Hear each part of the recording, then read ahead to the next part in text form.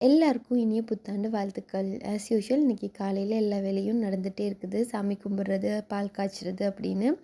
So husband வேலைக்கு போயிட்டாரு. நானும் தஷானும் வீட்ல. அதனால கொஞ்சம் எங்கேயாவது அவுட்டோர் போகலாம் அப்படின்னு பிளான் பண்ணி 2 பேரும் ஷாப்பிங்லாம் போயிட்டு வந்தோம்.